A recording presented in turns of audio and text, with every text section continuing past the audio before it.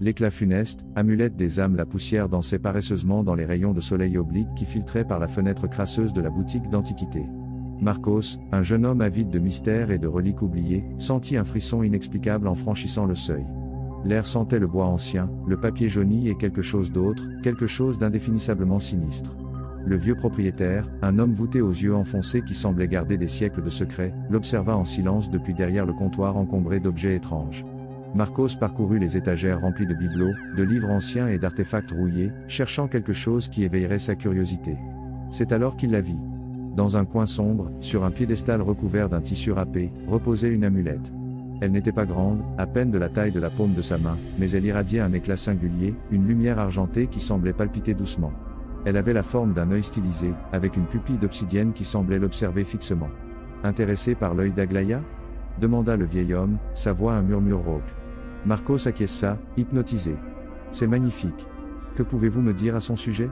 Le vieil homme hésita, comme s'il débattait avec lui-même de la nécessité de révéler son histoire. Finalement, il soupira. On dit qu'elle appartenait à une prêtresse d'une ancienne secte, un culte obscur qui invoquait des esprits vengeurs. L'amulette était son conduit, sa façon de contrôler ces entités. Mais les esprits sont des êtres traîtres. Ils se sont révoltés, l'ont consumée et ont maudit l'amulette à jamais. Elle porte malheur, maladie et, finalement, la mort à quiconque la possède. Marcos, sceptique mais fasciné, sourit. Non-sens. Ce n'est qu'une légende. Ne l'achetez pas, jeune homme. Je vous avertis. Mais la curiosité de Marcos était plus forte que tout avertissement. Ignorant le conseil du vieil homme, il acheta l'amulette pour une somme dérisoire. En sortant de la boutique, il sentit une étrange sensation, comme si quelque chose d'invisible l'observait depuis l'ombre. Les premiers jours furent normaux. Marcos portait l'amulette autour du cou, profitant de sa beauté singulière. Mais bientôt, de petits incidents commencèrent à se produire.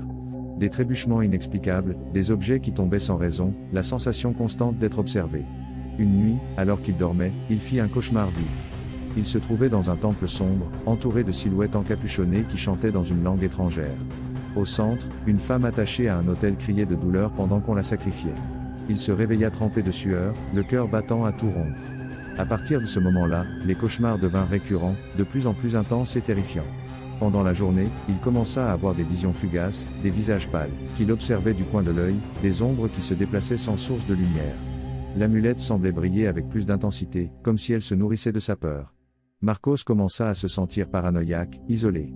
Ses amis et sa famille remarquèrent son changement de comportement, sa nervosité croissante et son regard égaré. Un après-midi, alors qu'il rentrait chez lui en voiture, il entendit une voix chuchotante dans son oreille.